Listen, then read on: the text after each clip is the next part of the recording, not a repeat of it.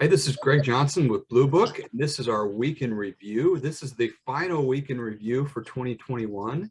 And Pamela, again, is not in the office. In fact, Pamela's been on vacation, which is this week is a great time to be on vacation because there is not much going on. Not much going on news-wise back in the office from what I've seen.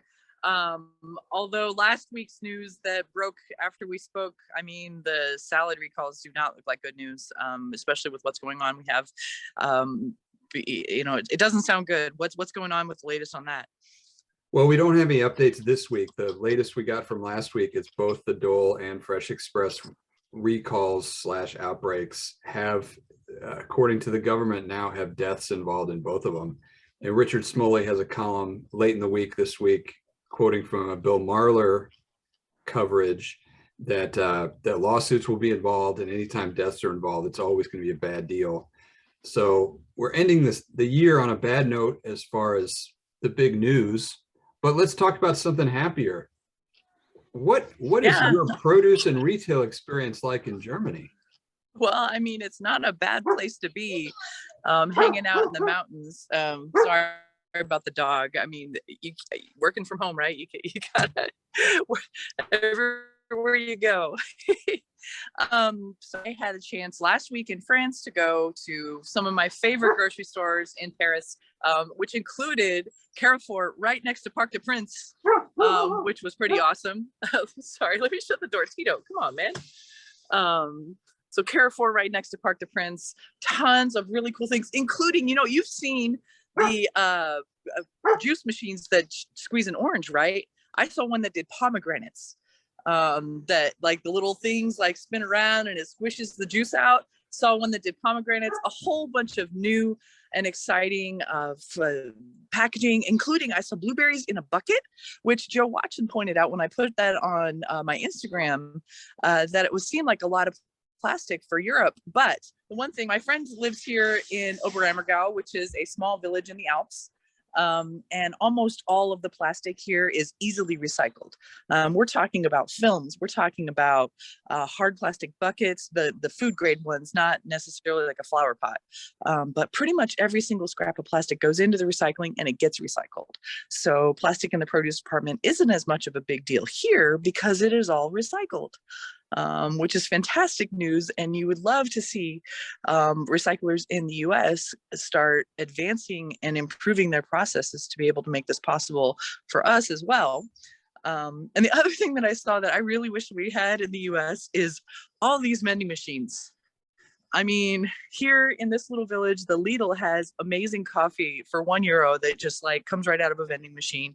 That's nothing new. Like train station coffee in Europe is always pretty fantastic. But the other one is down at the cheese shop, that if the cheese shop isn't open, you can use a vending machine to get wine and cheese right out of the vending machine. I think that's a fantastic innovation.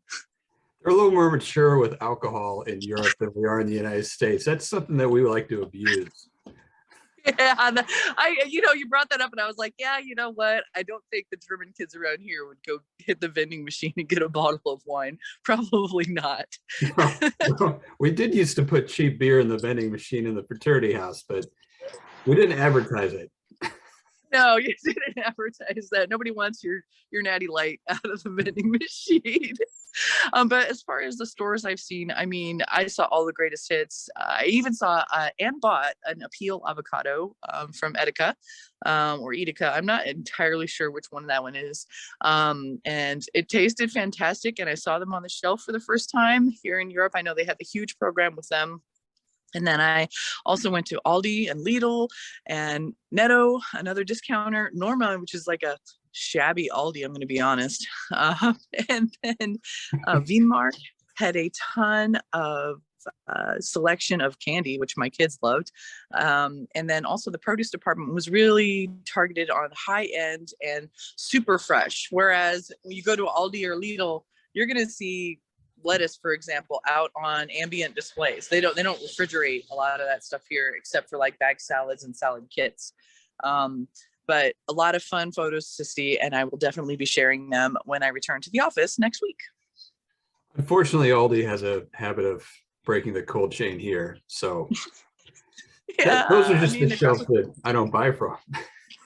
Right. They probably learned it from somewhere, right? They do pretty well with it here in Europe without a lot of problems. The other thing I saw, which was interesting, is that most of the long cucumbers were not wrapped and not treated with anything, but people eat a lot of those cucumbers around here, and they're really cheap. I mean, 69, 79 cents for one of those versus $1.20 or even more at home. So, I mean, people just have them with almost every meal, it seems like. Go figure.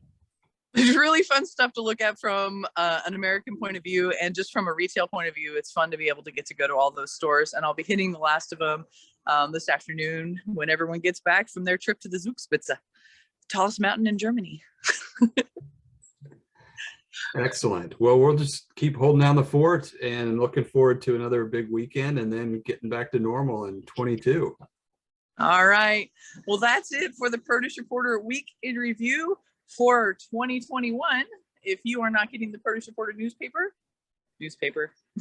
if you are not getting the Produce Reporter newsletter, you need to go to producebluebook.com and sign up.